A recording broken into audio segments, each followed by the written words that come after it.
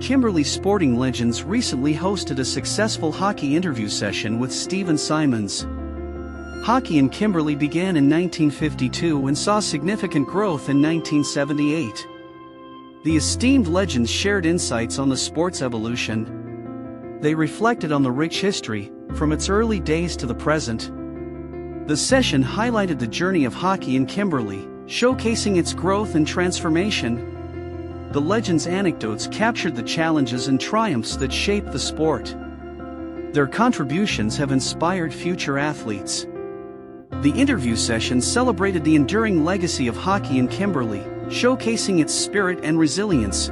Gaston Williams, Adelaide Statler, Sharon Martin, and Nico Snyders have played pivotal roles in shaping the hockey scene in Kimberley, with their unwavering dedication and contributions leaving a profound impact. Williams' strong leadership and emphasis on nurturing talent, Statler's steadfast commitment to fostering inclusivity, Martin's exceptional coaching abilities, and Snyder's exceptional organizational talents have collectively been instrumental in advancing the sport in the area. Through their tireless efforts and genuine passion, they have served as inspirational figures for both players and administrators, establishing a lasting and meaningful legacy within Kimberley's hockey community.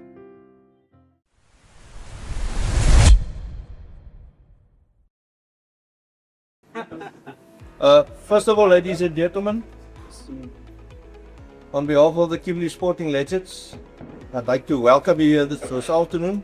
But I want to thank you all for your support. I want to thank the hockey fraternity for their support. Those guys that assisted us with the selling of the tickets.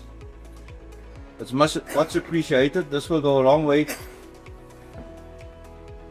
in helping us to hold a successful bar event in November. But for this afternoon, the focus will be mainly on Nico, Adelaide, Gaston and Sharon. And the guy that will interview them will be Stephen. So I also pray that we're going to have a successful afternoon. We're going to have a lot of laughs. We will reminisce about the past, the good, the bad. I think there were more good times than bad times, although it wasn't the apartheid years. But good times were had. So with that said, ladies and gentlemen, I give it over to Stephen, and you will take it further from there. Thanks, Bernie. Much appreciated. And good afternoon, ladies and gentlemen. We have come a long road. We challenged every aspect of the game, and we have to look at a lot of aspects in terms of how the game has evolved from 1978, even earlier. Just to give you a brief background, you take hockey in the Northern Cape, or actually in Kimberley itself, started way back, before we even got involved in hockey. If we take, it was mostly played at the time. Our background goes back as far as a men's team to 1952. And then at the same time, I would say as well is that ladies hockey was also part and parcel of it at the time. So men emulated the ladies, and we then looked at the game itself until the game then evolved, and there was a gap when ladies hockey then took over and men's hockey then dissolved at the time. So we have to look at the time when hockey actually took off and in the Kimberley area, and that is in the late 1978, 79, when a guy by the name of Norman Mirage, Nolan McDonald, those were guys that came in. But as we interview our legends sitting here today, we would then try to find out the real reason and to how it is to where we are today. We have evolved from sand to grass to AstroTurf, and that is how hockey is being played today. And we went from a offside rule to a non-offside rule, and where people who just power the ball through, and somebody would just touch it and score goals. And that is how it went from where we are today. So today we have a few questions, and we'd like to give you a brief background as to how everything started. And in no particular order, we have Nico, we have Adelaide Nico Snyders, we have Adelaide Statler, we have Gaston Williams, and we have Sharon Martin. So these are the people that in various facets of our hockey careers have contributed significantly to the growth of the sport in the Kimberley and Northern Cape, and contributed towards everything else within Kimberley itself. Share with us your introduction to the sport, where it all started. What other codes of sport did you participate in? Why did you choose hockey? Who are the influences in your sport journey? You and your proudest achievement during this most memorable moments. And if I will then repeat it to everyone if you are unsure of it. But it's basically how you got involved in hockey, where it all started. Did hockey just fall into your lap, or were you playing some other sport, soccer, which is closely related to hockey, or in how it came about? Thank you, Nico. Thanks for having me. I'm not sure about the legends that, even though I have been in hockey for 45 years. My journey started through a simple instruction, if I can call it that. I started with Neil Alexander saying, "Kom speel, ons jam môre." And then after that, it started with he putting a right joystick the day after him basically giving instruction to say on speel môre. And ever since 1982, I can safely say I never looked back. It started at a little senior secondary. In the middle of a 400-meter track. It was just sand and dust when I got there. I couldn't push, I couldn't stop. But Dick, along with the other seniors at the time, took me under their wings, and like I say, I never looked back. I think. Thank you. I just want to add to what Nico has said. The Homeville school team was actually started by myself because Neil and Witty wanted a school team. Right. Where did I start?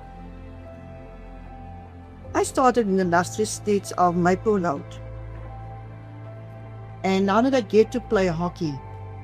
Mrs. Herman, Amina Herman, came to my house on a bicycle one Saturday afternoon.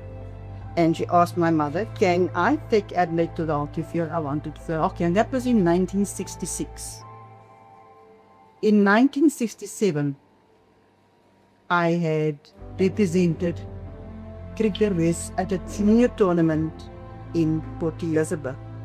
If I can add just some humor to that, that was my first year on a train in Port Elizabeth.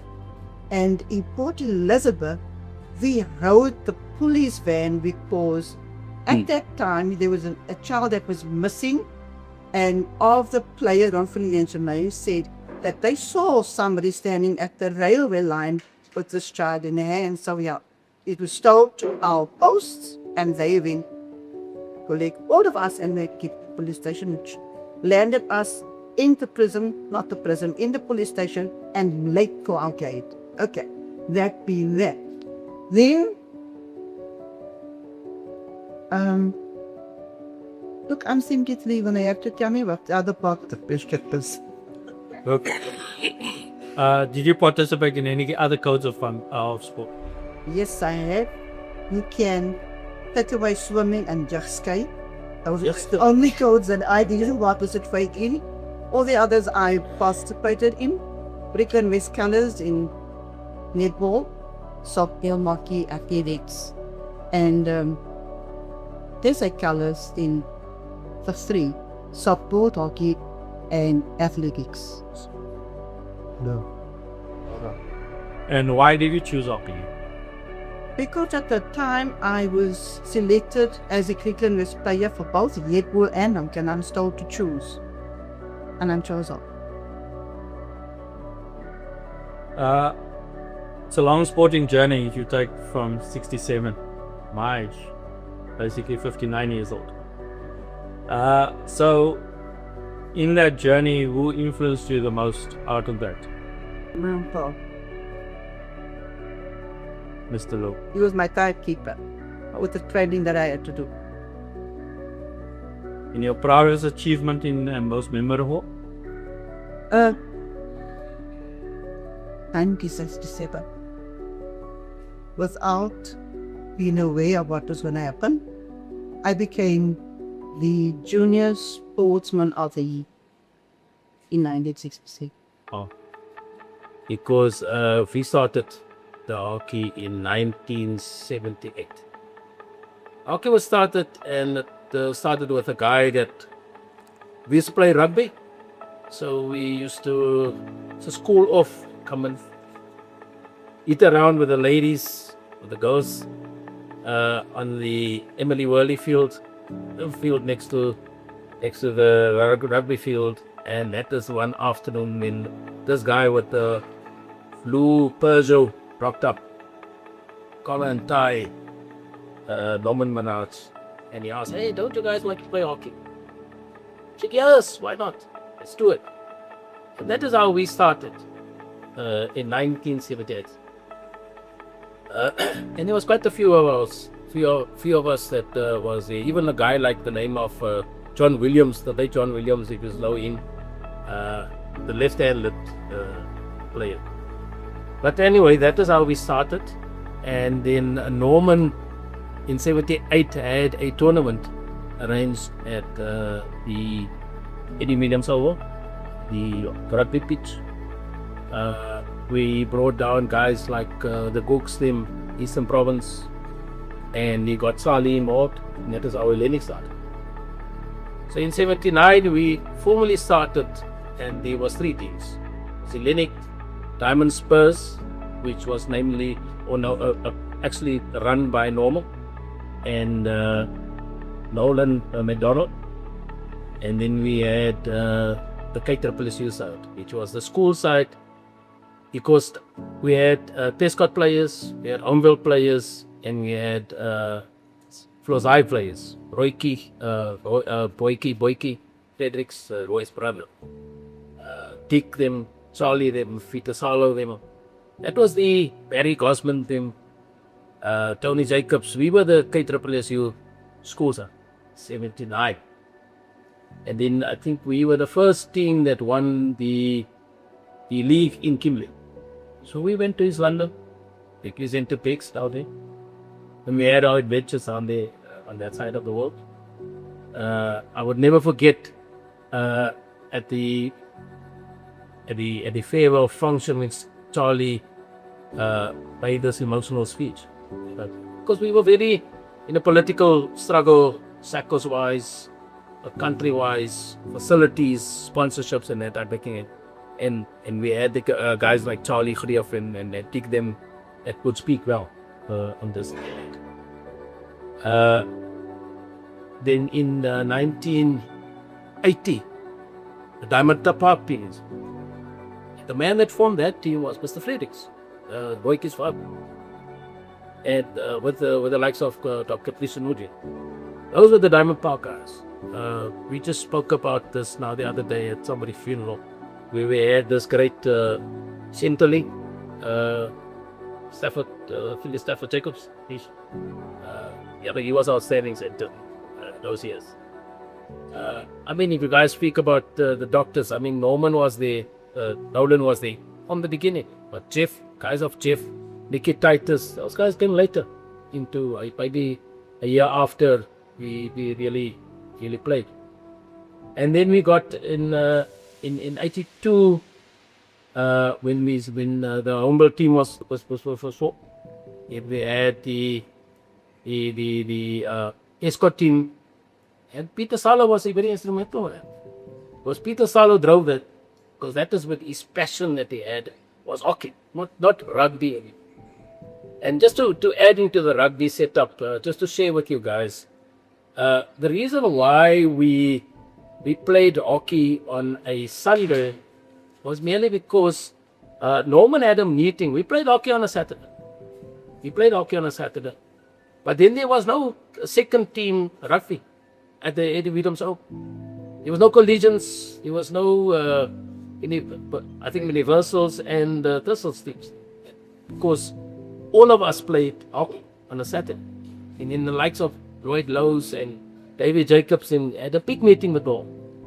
Big meeting with Norman. And that is when we changed to play hockey to accommodate rugby on a Saturday, and we played hockey on a Sunday. After that we had another team that was formed, the likes of Pearls Hockey. Pearls Hockey comes from a Berkeley West culture district. And those guys traveled every summer to Kimberley to play. And that is a commitment we had, the dedication we had. Later on, then the Satisas and the Sasas and those things was but that in general is just how hockey was started in Kimberley. I think the influences in hockey for me was, you can't deny it. Plus the guys like Norman Maraj, Nolan McDonald's, they were very influenced our lives a lot, changed our lives a lot to a different direction of spirit. I think the achievements side, I think, was when I was selected for Griqualand West Sportsman Avilia, and then added to that was the SACOS 1982, which was clearly one of our, we believed in SACOS because of the leadership and the principles he dedicated.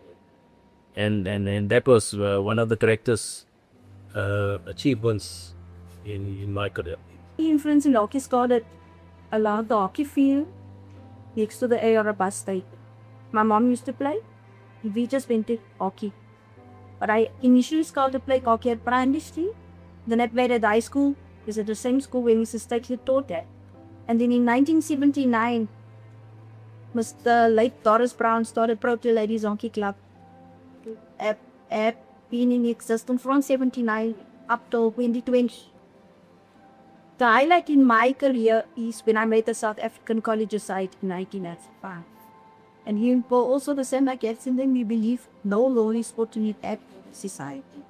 We were not allowed. We never went to the driving because we were told it's normal people that attend private kids. Ever going to the circus. So my highlights was I learned to love hockey, Kerry Koch, watching my mom play hockey. I mean, involved with hockey for about 5 decades. It sounds a lot, but it definitely is 5 decades because I was along the field along. Definitely. When I just add to Yes. science, I'm sorry that I now became a bit emotional, but my achievements in hockey is boxed. Since 1967, I then became a national convener for girls hockey. And having said that, in every code school that play, the articles in the DFA would say everything she touches turns to gold. Well, I became the Satisa captain in 1977 and player of tournament at that very tournament. And then with Rocky, I made the SACOS side in 1981. The softball, I was vice captain of the South African softball side and the player of tournament in 1952. So my involvement in sport is really something that I am so proud of, because next to me is a player that played hockey because I had started a team. On my far is Sharon, whom I accompanied to tournaments. The Sharon who mentioned that she played East and West, she played with Victor West too. I was a coach of the teams with Victor West. So, if I must continue speaking, I'm going to speak it because I love what I did. I was passionate about what I did. I've been appointed as a South African women's hockey coach. And believe you if I tell you, the letter never reached me. I was asked in a flight one day on my way back from a tournament and a coaching clinic, why did you resign? And I said, resign? I said, I didn't resign. I didn't hear anything about it. But to save face for Sarah, I had said, after Peter Salo had asked me, why did you resign? I told, because there was a DFA that called me in for an interview. And I said, because of my injuries, I didn't have to play when you coach. But to save face for Sarah, I said that. I didn't go because of my injuries. So there's a lot more that I can say. Currently, things are so bad that politics plays a major role in any sports person's life. You need to be in the right party for the right reason. If you cannot, and if you counter it, you're never going to get where you would like to be. And I'm not going to mention names. I was called one day. The person said to me, Mrs. Statler, please, I need you to get ladies, same as how I banded here now, because I have to identify lady sports persons. And I said, no, fine, I'll do that. The very next day I got a call. Where's your profile? I said, what are you talking about? He says, no, she was let me have your profile because SABC is coming. I said, you're telling me now? You asked me I must get profiles of other ladies. And I put something together that after. And I sent it. When he received it, he turned around and he said to me, sorry man, Mrs. Stakler, you're late. Now I mean, that alone tells you how mean people are. And if you're not in the right political area or team, you're out. Hence, no more sport in an abnormal society. Thank you. The next questions are all interlinked in terms of that. In terms of the significance of SACOS in your sporting life, with hindsight, what is your opinion of SACOS today? Does SACOS still have a role to play in today's sporting scenario in terms of hockey only? So we know of the political environment which has affected every sporting genre, sporting code throughout our careers, and we definitely need to know that your participation in hockey, in terms of how we play, if you look at where we started off, in terms of the playing fields which was sand, so you had to buy a bag of lime every week. Each team had to buy a bag of lime, and you would get a turn to mark the field. And boy, if those fields were not aligned, you would know that this is a certain area. So how did SACOS then influence us in terms of our sporting roles, and how and did SACOS influence us thereafter in terms of how we went forward from there? If you look at it, the significance of SACOS in your sporting life, the highlights of what, in your opinion, is SACOS today, and then is it still relevant in today's society in terms of what no normal sport in an abnormal society means?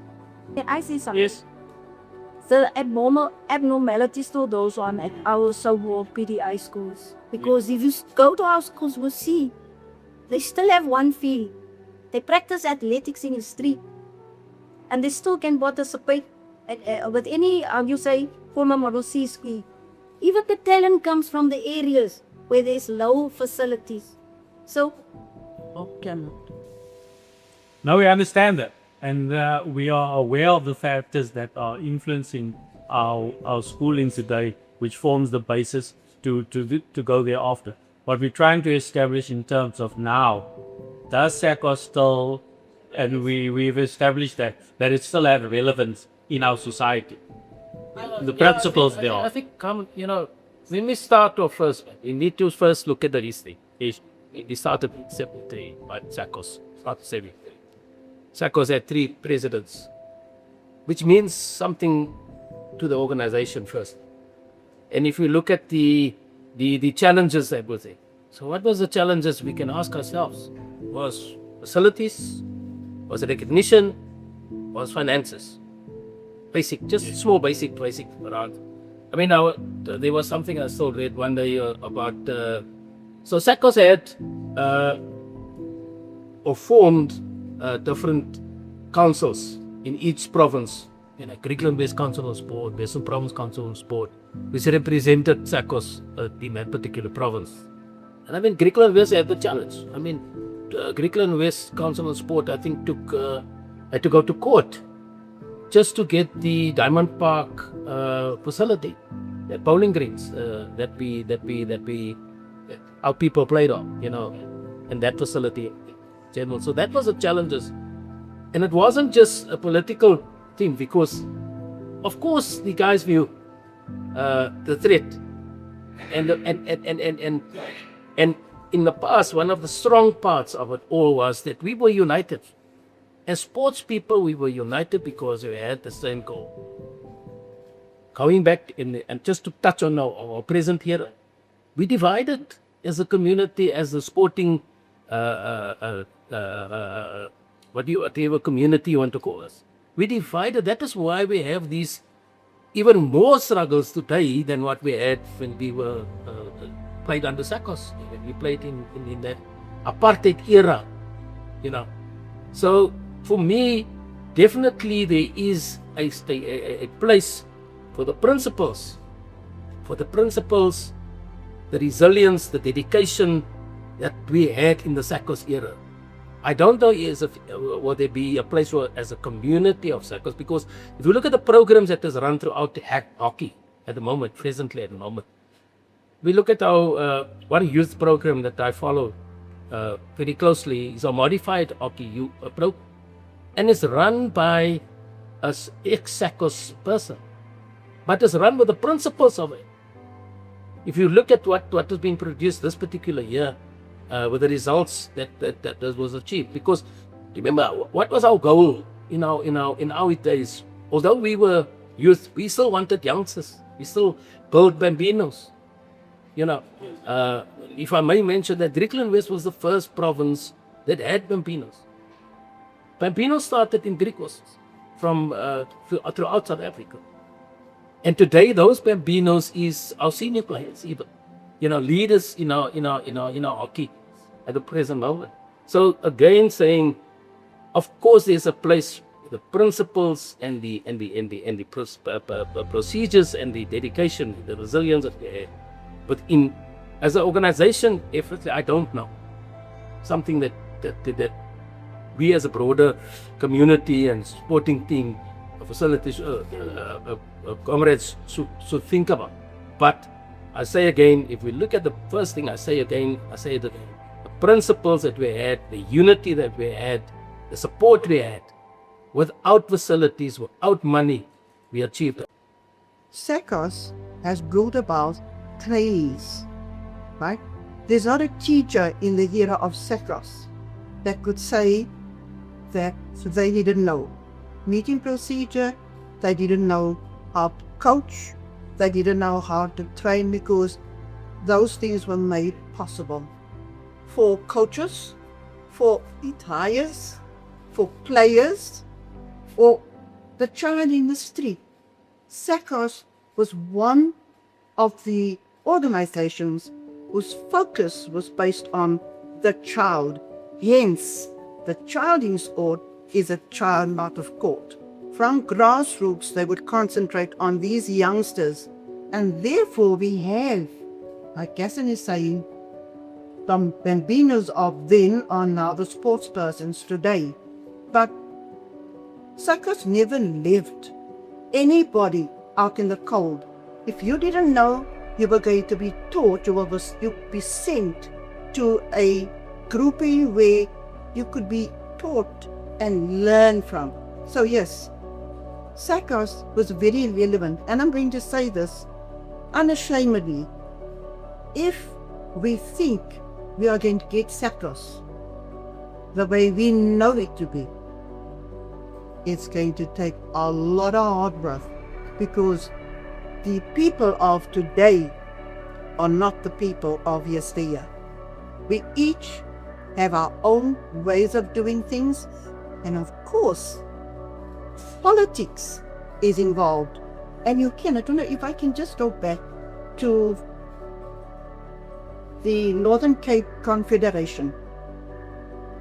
The Northern Cape Confederation is supposed to be the mother body of sport in the Northern Cape.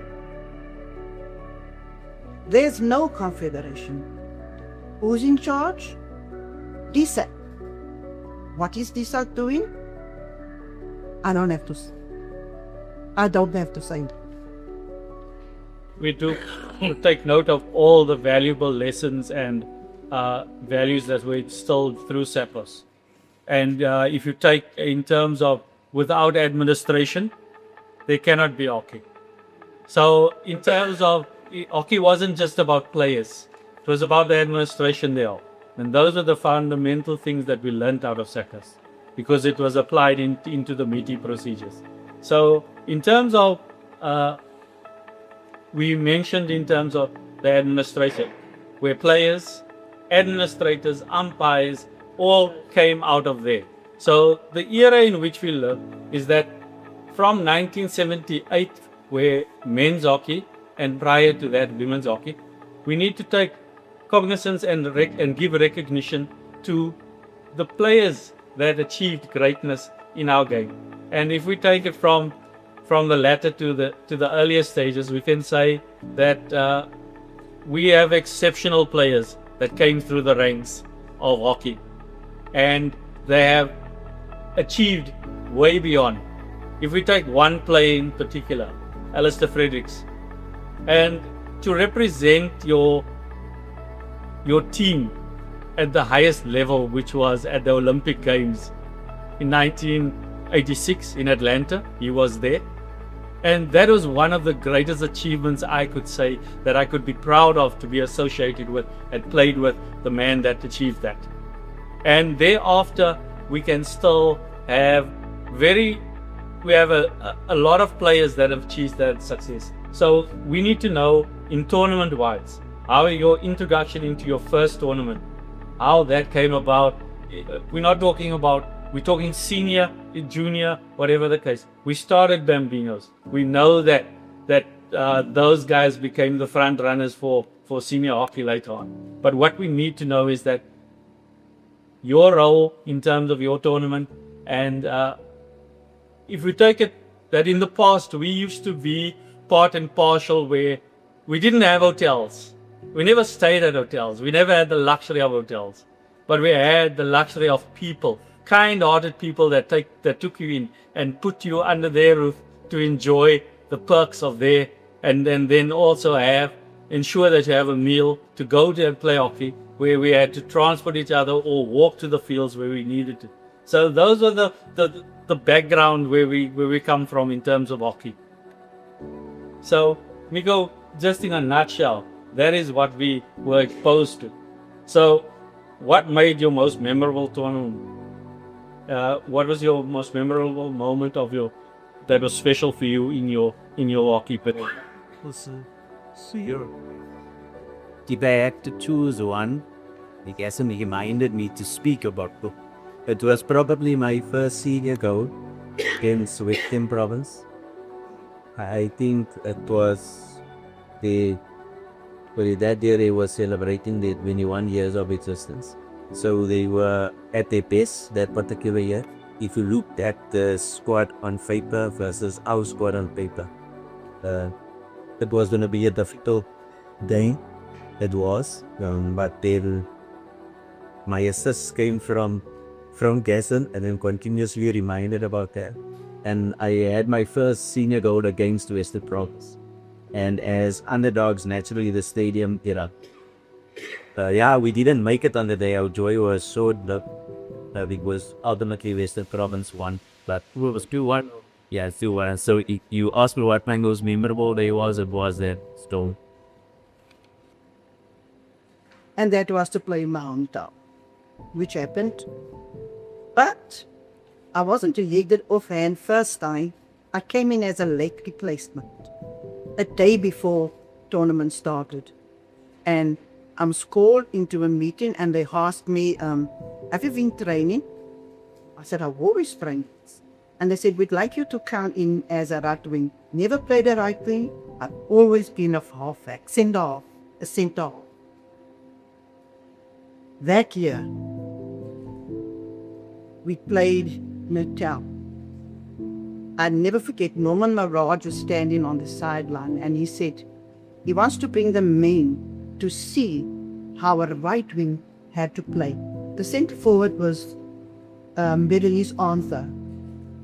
And that was the year that I used unorthodox strokes when I was in the scoring circle. I think I scored one of them, but Berenice Arthur did the other. We beat Southern Natal that day. It was 2-0. And then the game was played at the Diamond Park grounds. That is where the tournament took place, not at the Eddie Williams Oval. It was 1981. We played at Diamond Park. That place the field was, and we paid for that tournament, a national tournament. And that, I think, was my name of it, besides others. Now, speaking about unorthodox, I think you told that to Royke. He scored goals like that already. You'll see some problems to it. Anyway, I think there was 2 games I can identify. When we started out, I think, I'm not 100% sure, is it 80 or 81? 81. And we played in East London. And we were very young. I was at that time. Eastern Province. And they had those great Spokus, Chatolis, Patricis, them. Hey, the whole gang, bro. Here young, except for you. 27 short corners. Sure. In Greeks. 20 average. And what's that? And King Allah. Yes. And Allah led Dalton. They couldn't score against us. We drew against them. That particular. Yes. The other one was in Cape Town, Global Crescent, Astro. Sasa. So Sasa was the team. That was the senior school sports side. Mighty George, the mighty Mike Honey, those were the backs that they played against. So they beat Eastern Province. So the team that wins here goes to the final against Western Province. And you know our critics and we know our guys. Julle gaan nooit daai melle kan beat nie. En ek sê vir jou, hulle speel.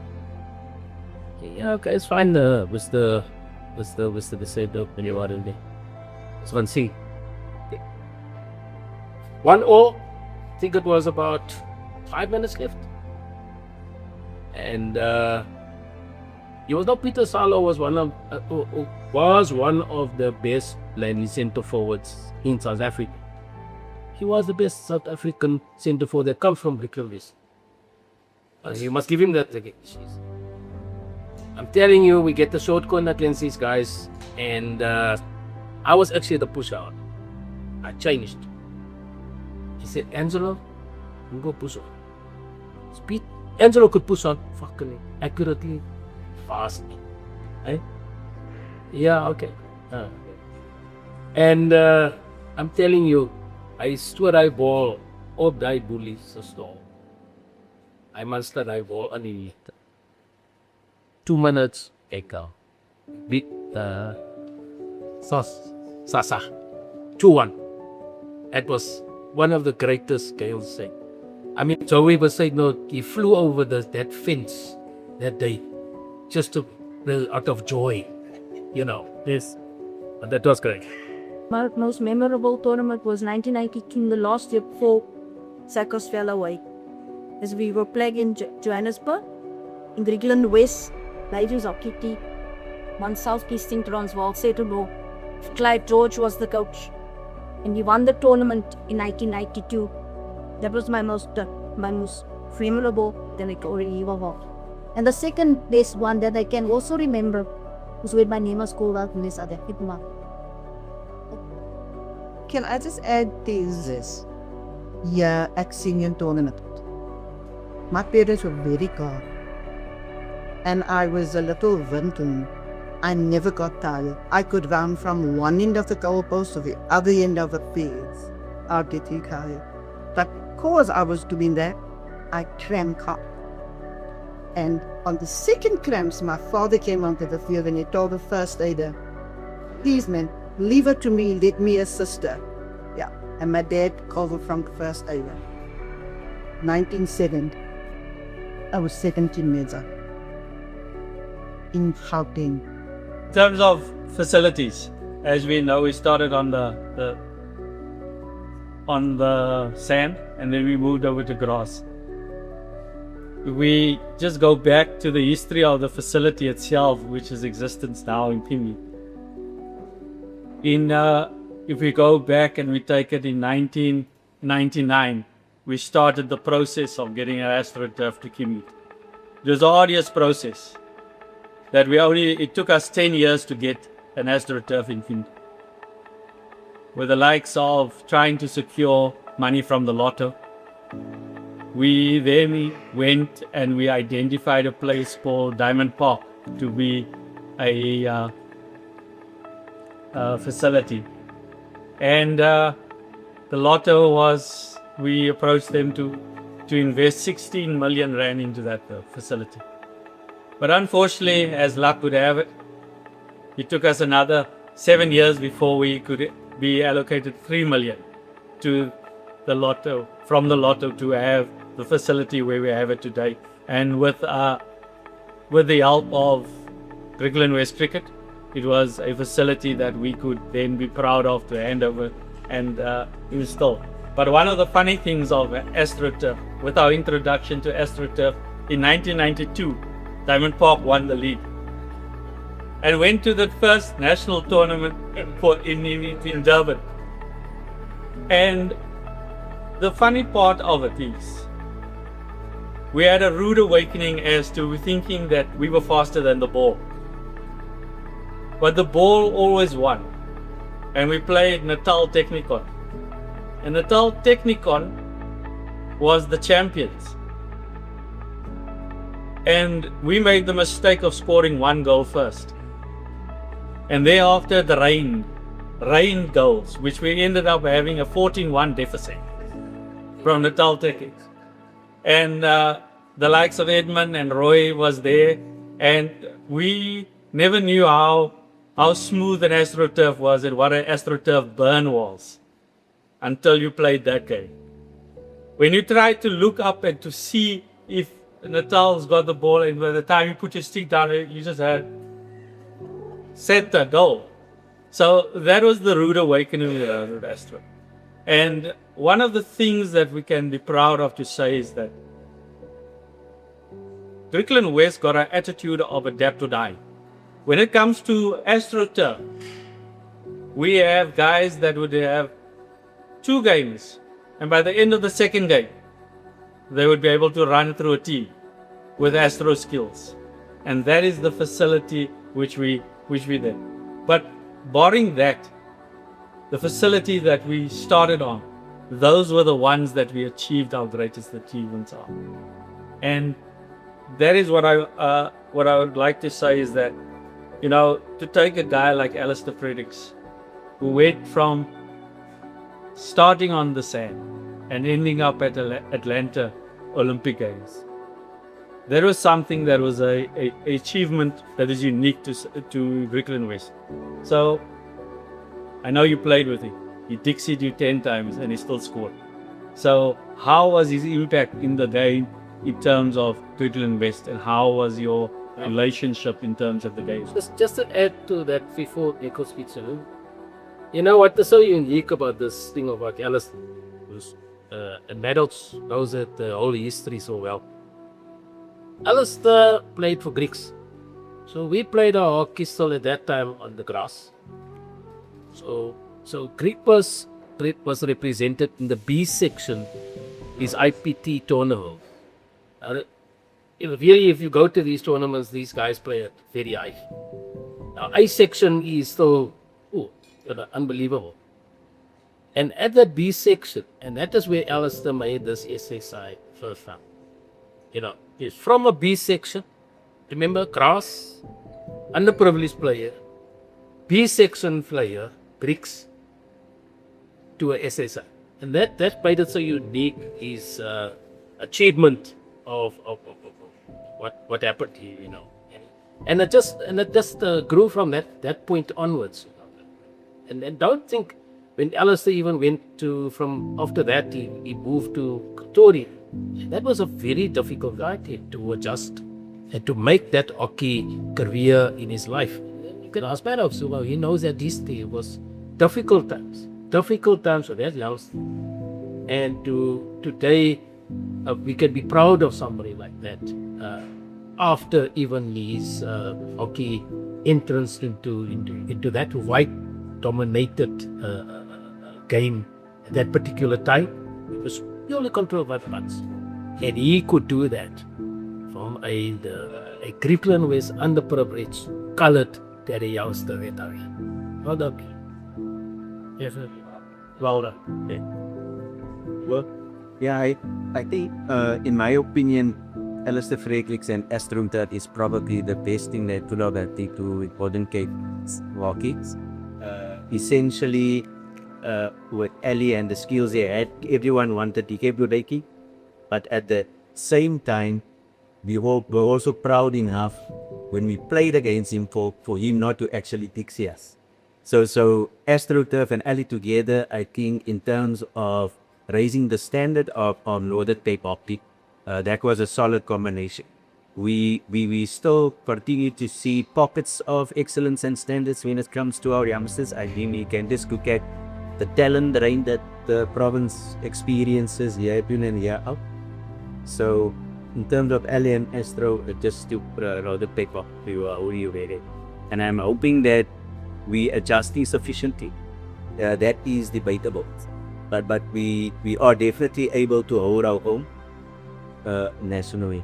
Okay, I haven't witnessed Ellison plays on Astro, but I have witnessed him training because he practiced with the team I coached, and that is the Diamond Bar Ladies Hockey Club, which was founded by Biana Adams. He was a nuisance. He was a youngster, very young, always on the hockey ground on days when we had to train. So he practiced with us. There's one of the Diamond Park ladies sitting. Am I right? Yeah. Oh no, I saw it. But that was Alistair. He was, and not only hockey, Alistair was a gymnast too, but his brothers. So he had a package of talent, expertise. You could give him anything and he'd master. Yeah. My memory of Alistair, the very first time Alistair made headlines in South Africa is when he and the late Berenice Gordon was selected to represent South Africa in Namibia, speaking under the relations. That's the very first time he made a South African sale. And then he went on to reach higher ice. And there's another player of Kimberley besides Berenice Gordon that also reached the South African side, the Proteas ladies side, and she was at high school. Abigail van Skalwas. They are the two Sakimbi people that comes and out that made South Africans the full-blood South African ladies. It was after the It was after the change. You know what's so unique about the Alistair? You say what you finish off, okay? From my side, this time. When the amalgamation things happened in Kimberley, especially in Kimberley, and Alistair was still working in Finchman. So Ali wasn't really keen to move over. And Homba was the only team that never went home. The Nikos, was the Sliders and those gangs, And whatever get used to phone me, hey, are we playing hockey this weekend? Yes. And we'll go to the Eddie Williams Oval. Then there was still that stand. That field was crappy. But then we used to play seven-a-side. Now at that particular time, you must know the Lords, the Diamond Parks, the Pink, the Pescots, all those teams were playing already on the other side here in Kimberley, against those old guys, Claros and those old chappers. And then I think at the middle of the year, then when we actually discussed and we made that decision, saying, no, listen, mate, you want to play hockey, and hockey is part of your life. So you need to make that decision. We can't stick to this line. Nothing is happening. And that is when that youngster went over.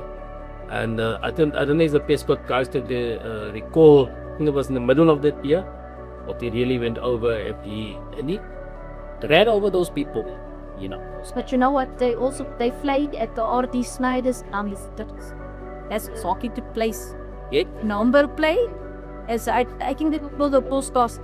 Is the very very start in that week. That is why Ombe is every teams actually fight. My guess. We basically nearing the end of it, but but besides the Alistair Frericks, the Abigail Fitzgerald, the Andrew Gordons, there are so many to name. Giovanni, Joseph, you take that also made and also made the SA under 21 sides. They made that. So these were part and parcel of those things, those memorable occasions, because it wasn't. So if you take, we had the Sasa, the Satisa. If you take the Sasa boys, it was Alistair, Andre Hulle, Errol Davis, Garth Jansen, and Penley Brooker. Andre Allen, we were there. So, and then if you take the Satisa boys again, you take the Roy Fredericks, the Edmund Juliuses, the Neil Alexanders, the Andrew Del Fafas, and then we had the influence from the East London into the Northern Cape. So because of the teaching college here, many teams were formed out of those. So now when we look at, it wasn't just if we take Diamond Spurs, you take Hellenic, you take Salimari, and you take Ati Thomas that would wind up his stick before you take your feet out. So those were stuff that we did, and then from there it emerged into Diamond Park, Pescot, Homevale, Pearls, and many more.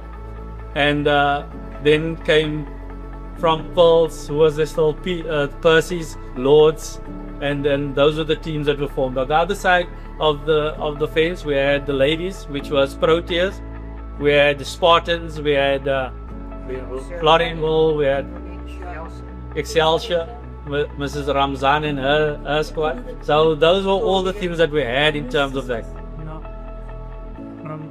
From Roses as well. Yes. So now what we'd like to do, and we'd like to just have your input in terms of that. As retired athletes, do you feel that you can still make a contribution in the development of the current hockey players? Are there opportunities to do so? What do you consider the major challenges that enhance the access to curtailing your involvement? But it doesn't just in terms of facility, finance, and politics. We want to know in terms of what is the lacking part in terms of communities that are out there where there are talented hockey players that are not still getting involved in trying to promote the game and to make sure that it's played under the same ethos of Zappos and the likes of that. Barring the fact that we don't have facilities, it is one of our major challenges. Finances, yes, and then also in terms of participation, and that is where our participation is one of our biggest challenges as well. I spoke. Yes. If only people think about the athlete and not about themselves. What it could do for the province. But we find the athlete with the ability being sidelined, and somebody who he is in charge of, perhaps the selection, is not going to look at that athlete with the ability, with the skill. Is going to look at somebody who is related to him, and that person will be included in a team. Right. Now, with that being said, we can start over again. But when we start over again, we need to be honest. We need to be fair. We need to look at the person's ability, the skills. We cannot take just any area off the street and say, right, you are going to accompany this team to go to a tournament. That person must know the do's and don'ts. If I can go back now to the years that we played tournament, not that I played, when I accompanied teams to tournament. Those players, you mentioned it earlier, went to live in homes, private homes of parents. And that alone gave our children some idea of what it is. Remember, SASA and SAPSA, their children came from the underprivileged group and of the privileged group. I'm going to relate one incident. There was a year we went to Graafrenet, and one girl from Gauteng, an affluent Stuurveld, wrote a letter to SASA thanking them for the opportunity to see what it is to live without being able to put on the switch and the light comes on, to open the tap and the hot water comes out, to go to bed and having a candlelight at the side of your bed, to having your meals cooked on the primary school. Now, that is what our children learned when they went to turn. I hope I'm up with the line of the track here. But that is what I wanted to say, because today you take a team away, they're going to live in their hotels, somebody is accompanying them. I happen to be part of a group where they were living in hotels. What happened there? Because they were not managed properly, they were phoning, they were using whatever on the telly, and there was a bill. And the bill was given to the school because of the school sides. The school organization had to foot the bill because those children were not told what they could and what they couldn't do. So that is why I'm saying, when you have children that you need to accompany or try, get the people with the knowledge. Don't think of nepotism. Don't think of corruption. Don't think of, there's such a lot you must avoid so that you get the best of the child and of the adult. Yeah, in terms of what the future of hockey holds, and it's so much of the social aspects that you mentioned and the socio-economic aspects that you mentioned, I think we must first acknowledge that sport in the past and sport present cannot be separated from those social aspects and social dynamics that we hope to avoid, but they're unavoidable. As a coach, I always try telling the players that tactics will change, but principles don't change. So essentially, we should continue to embrace the principles that preaches unity, because personally, I think that's the only thing that's going to take us out of the morass. And then unity means that the hockey and advancement of hockey and our child has become deeply personal and subjective. So I think our successes under the SAPA's banner was that we were able to look at the bigger picture. We were able to unite no matter the circumstances. The unity under those circumstances made us resilient. And remember, if you play in sport, you play in sport in the hope that it fares you for any challenge outside of hockey and outside sport. So if there's one aspect I would say that would take us to the future and beyond is the principle of unity. Getting onto the same page, remove the subjectivity of the silo mentality. So I'm hoping that there's enough time for the turnaround, and I'm hoping there's enough volunteers, enough warm bodies. Preach that firstly to administrators, preach it to coaches, management within schools, management within clubs. So my message would be unity and seeing the bigger picture and not leaving no one behind, because I think that was our strength under Sanders. We left nobody behind. And in the current climate and environment, we're leaving way too many people behind. So if I could say, I could be that. Thank you. To get our teachers to know it, because that's the biggest problem in our schools. They're not, the young teachers are not dedicated. So if you can get them to be dedicated to you, they don't have to coach. They just have to come. There's no point with it. Yes, and Yeah, okay. I hope not to speak long. Anyway, Nico covered it. But I mean, without money, nothing can happen. So I think that need to be percentage. So maybe a lot of our focus need to be first be on that, also to see how can we achieve it. Get the funds. Remember, if you look at all the big associations today, or big or small, they get big sponsorships. And they can survive because they got the bloody bucks. They get the best of coaches. Just to get to the point here about, I just wanted to make that clear, because what we speak about, we cannot achieve it without financial support. And that is one of the biggest challenges we have as blacks, as colors, whatever you want. But presently, that is one of the biggest challenges. Ask Greeks, do they get sponsorships? I don't know. Ask the clubs, do they get sponsorships? I wouldn't know, because I don't see it maybe when ours itself. But as a retired person, definitely there is place to assist, to help. Because what do we lack? Firstly, we need to identify what we lack presently. And I'm not pointing fingers to any person. I'm speaking in general about anything. And I speak about the history. If I take Griqualand West hockey, they'll elect a chairperson. Jesus, it's not even 3 months down the line and everybody hates that person. And I can't understand what is the problem. Why did you elect that person first?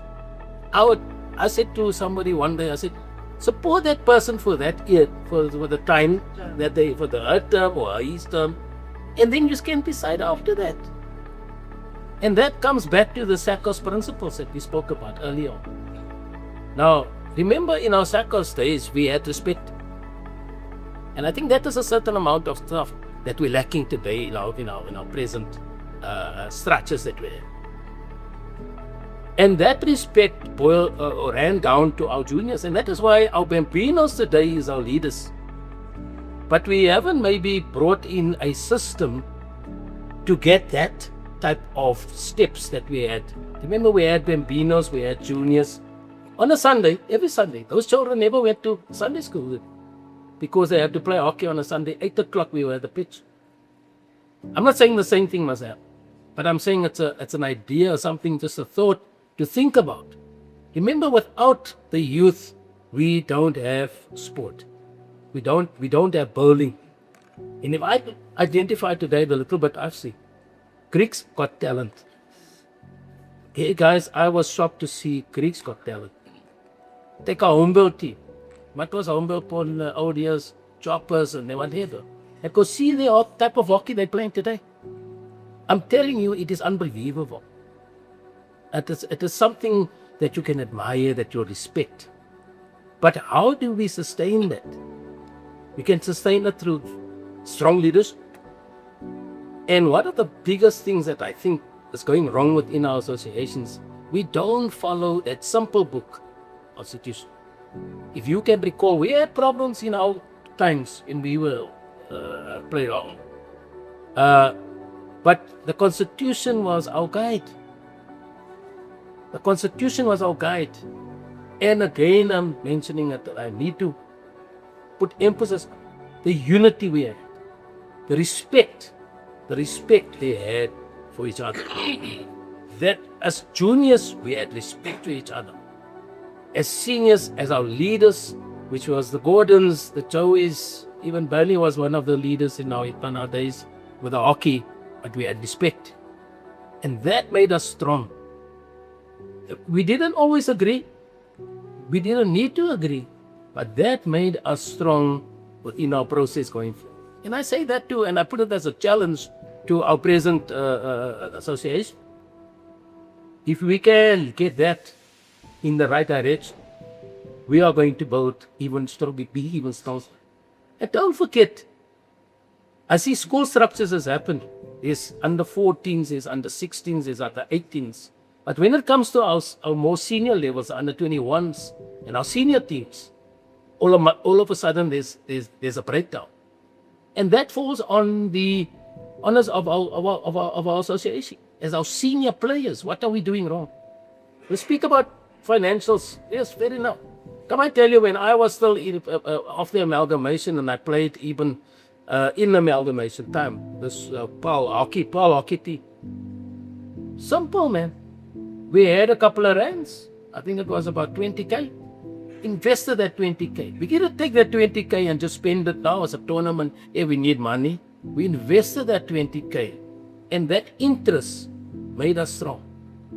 And they still had to raise funds going forward. So there is always a plan. Besides getting sponsors, there's always a plan that we can get ourselves going in that direction. So that is my message to you guys. Can I say Thank you. something? Boss. Yes. Just to add to what Gary said, we need money. The most important thing, we must keep our talent here. Our talent that we coach goes out of our province. Ladies and gentlemen, thank you very much to our panelists here, which is Nico Snijders, Adelaide Stadler, Yasin Williams, and Sharon Martin. Thank you very much for their participation. We hope that it gave you some insight into our time. And we wish to thank the Kimberley Legends for contributing and allowing us this opportunity for hockey in general to be earmarked here as well as part of the Legend program. Thank you very much, Bernie. I'll be fading in my beauty. I don't say.